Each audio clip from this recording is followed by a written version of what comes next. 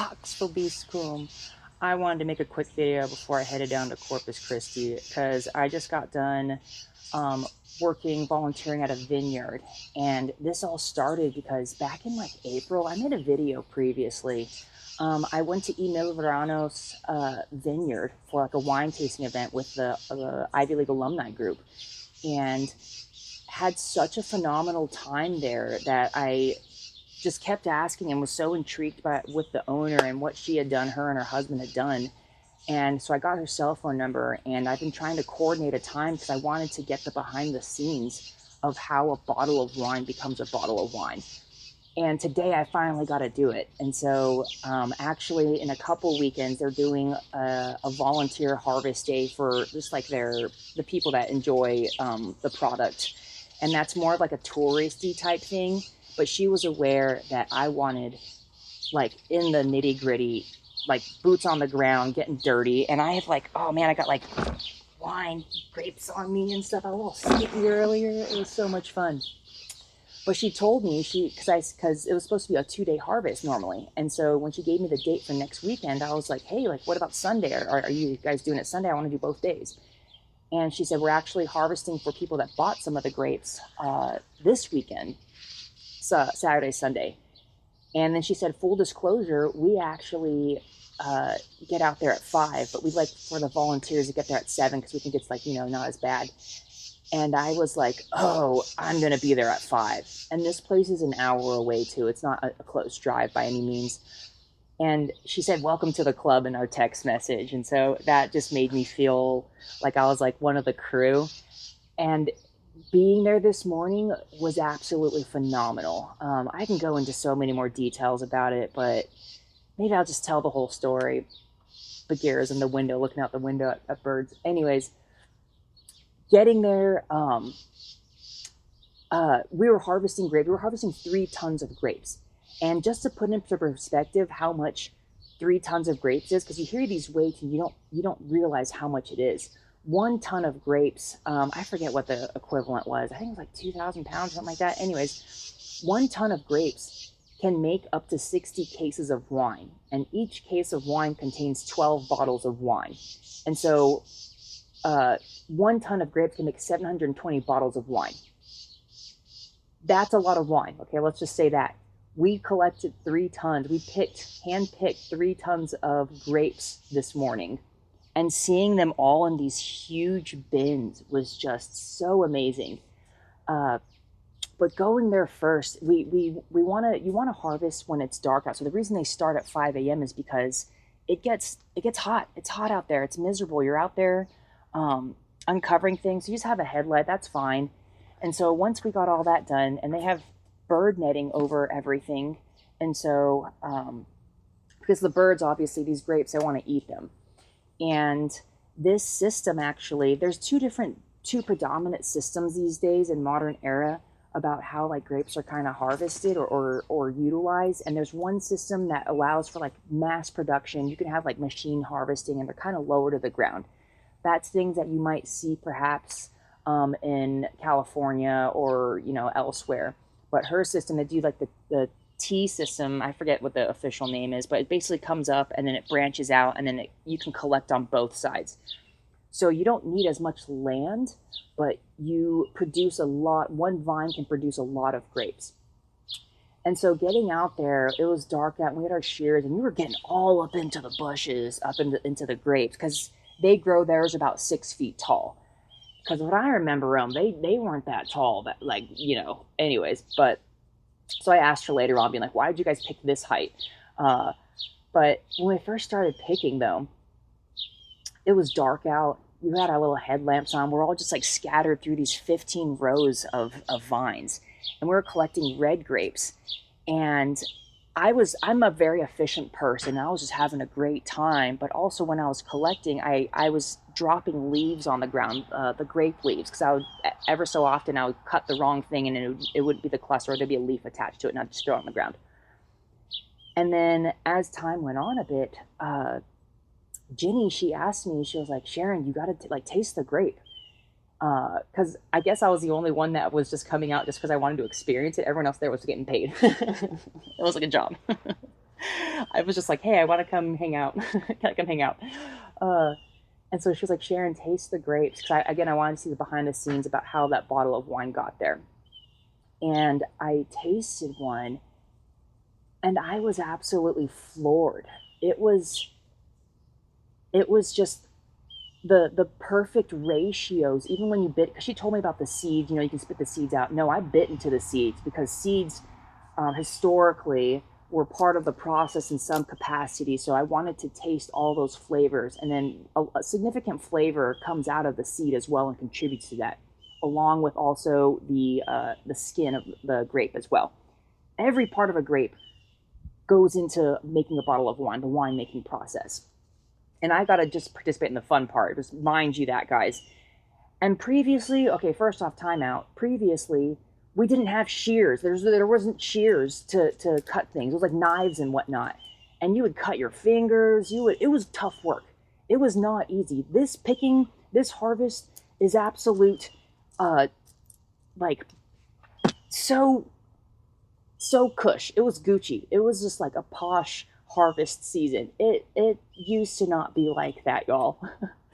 Anyways, when I tried the grape, I was just, the flavors, the skin, and the sweetness that came out when you bit into it, with all the juice, and then biting into the seed. It wasn't that bitter taste that you would anticipate from like a grape from a seeded grape from the store that you would buy.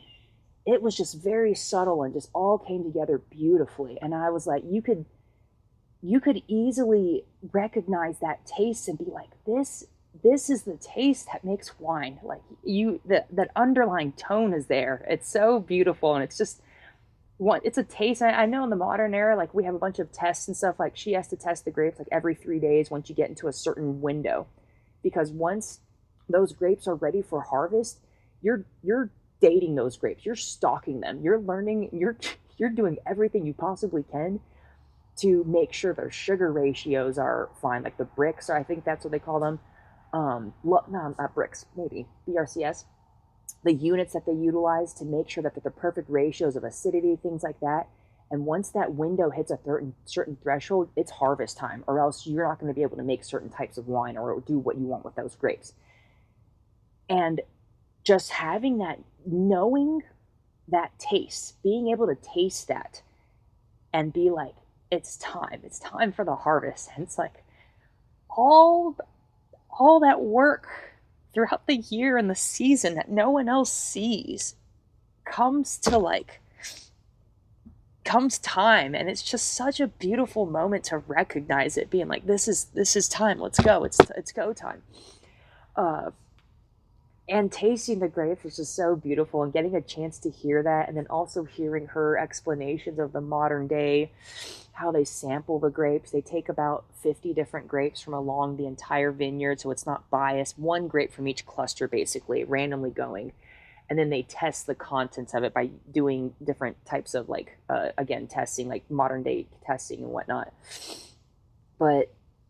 But being able to just go and walk out into your vineyard and grab a grape and be so familiar and so versed with the operations and how much care you put into that land and that vineyard, and being able to take the grape and taste it and be like, it's time to harvest, is just a beautiful like moment of like culmination of effort. So many individual people's effort to make that product possible.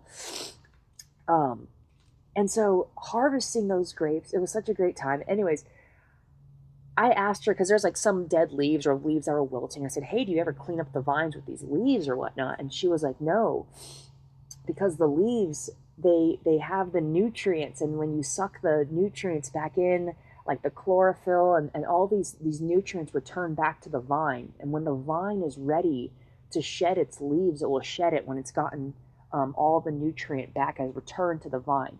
Because again, the slightest thing of a season of too much rain, too little rain, temperature fluctuations, disease, pests, all those things can wipe out your crops. And Ginny, they almost lost everything this year, a big significant chunk of it, because Texas has gotten a lot of rain. and it was overwatering. And she basically, because she texted me being like, we're just praying that this harvest is still possible because of all the rains we got. It's pretty disastrous. We're trying to basically just recover them as much as we can.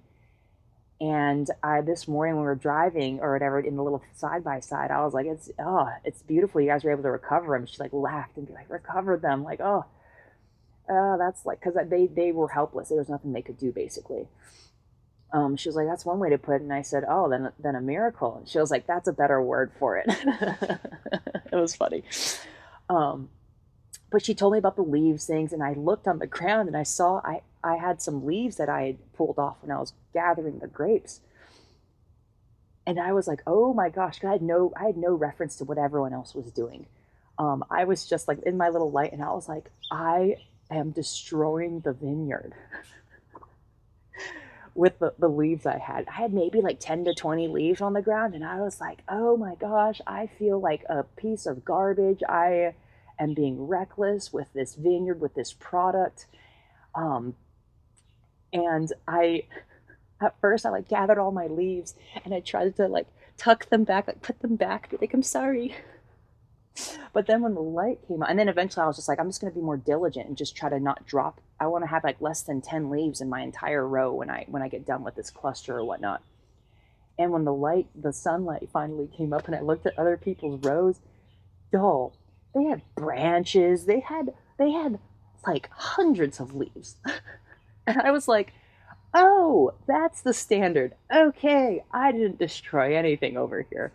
And I'm over here thinking I just was completely just sacrilegious on like this ground that has cultivated so much hard work and effort over the years. And I'm just being completely disrespectful to it. And I laughed at myself when I realized that's not the standard. But I held myself to that standard because then I looked at the rows where the owner was picking the grapes, and I noticed about the same ratio of leaves that I had where I was at, and I took pride in that. And I was like, yeah, we're holding the same standard. Cool. I understood, the purpose behind why you want to try to preserve as many of the leaves as possible. Because obviously there comes a certain threshold where you have to sacrifice some leaves because the grape clusters, the style that they have their vineyard in, there's grape clusters that grow on both sides. So there's a lot of bounty. There's a lot of produce that gets created on those vines that we have to go in and get. And you're going up in there. It's not the easiest thing. You're getting dirty. My hair is all messed up. I was sweating everywhere. Reaching in a couple times, I almost cut my finger because I was like blind. I like could feel it, and I was like blind cutting and just had the cluster, and my finger was too close sometimes.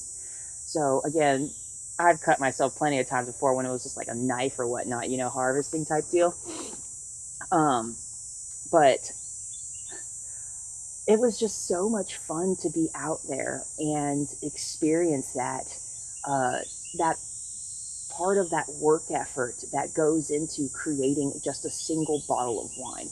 Because growing the grapes is just one part of it. You have to completely process the grapes too. And that's a whole nother can of worms and existential effort that's required that I think people are not aware of. And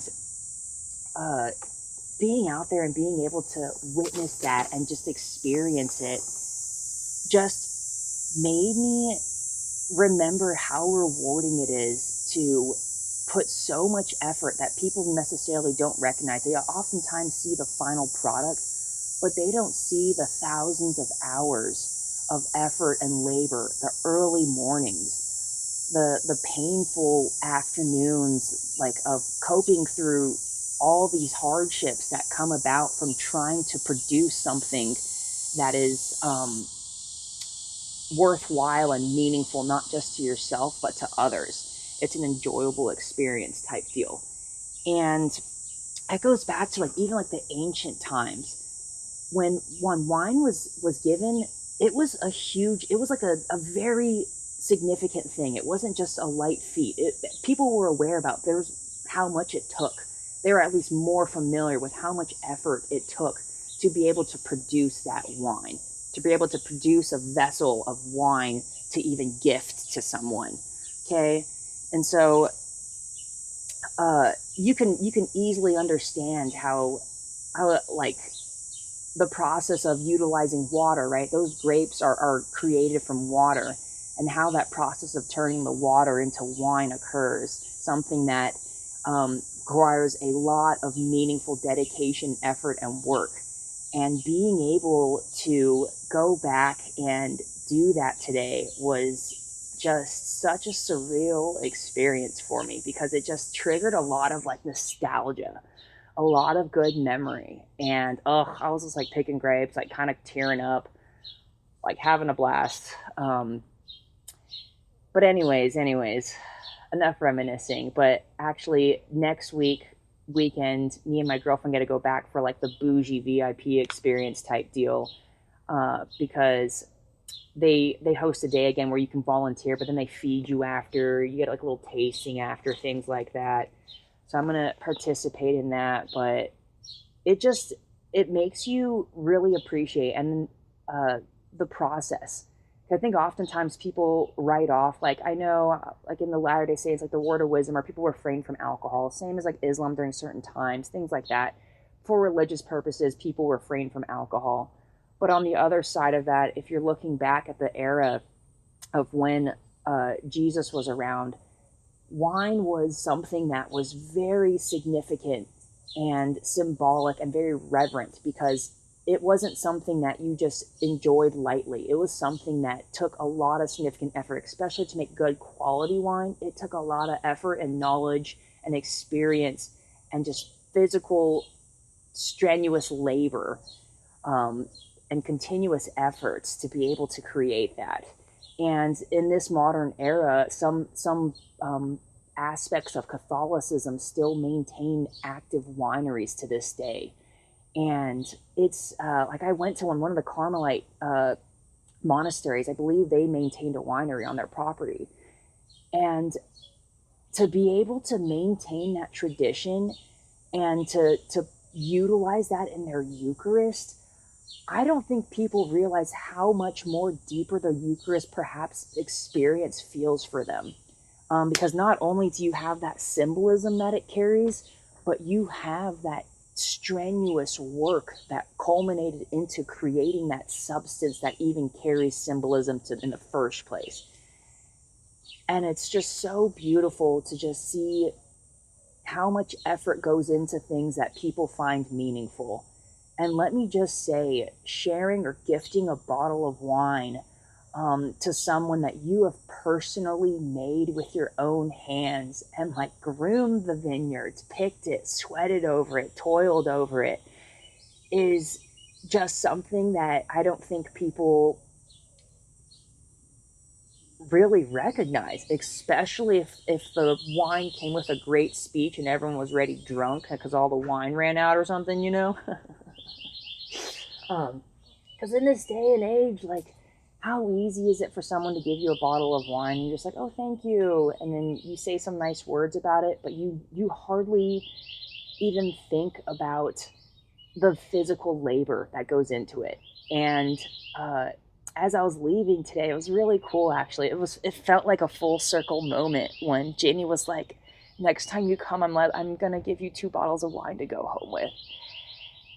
And I about cried. I was just like that. That's all she said, but like I recognize what that carried, because I'm like, man, this is literally. And she said, she told me, it was just me and her for a moment. She was like, this is the hardest thing I've ever done in my life. And this woman is an accomplished woman, like very workaholic, very driven, just go, go, go. And for her to say when I was leaving, I'm going to gift you 2 bottles of wine next time you come back, I understood what that meant. I understood that it was like years of sacrifice, so much risk, so much effort went into even having the opportunity to offer me that and to gift me that. Is just like something so like reverent and sacred to me. It just carries the same amount of like significance that like the tie I got from Ben, that he got from his mission when he served it. That's just like the weight that carries for me. Just like the gratitude I feel about receiving something like of that nature, because I understand what went into doing that. And not only do I understand that, I understand the history of wine itself. And I am absolutely like, if anyone ever offered me something like that, like that's why, like if I ever offered me a glass of her wine, you best believe I'm not going to decline it, because I would absolutely not disrespect my awareness and understanding for what it took for her to even offer me as a gift. And so, oh, so beautiful. It's so beautiful. Anyways, I'm going to get going. I think I've rambled enough. And it's a beautiful backdrop of my vineyard that my grapes absolutely do not taste anything like the grapes I had today. Like today was just like pure transcendent experience. Ugh, it was wonderful. So I had to make this before I get going, but Pax will be school.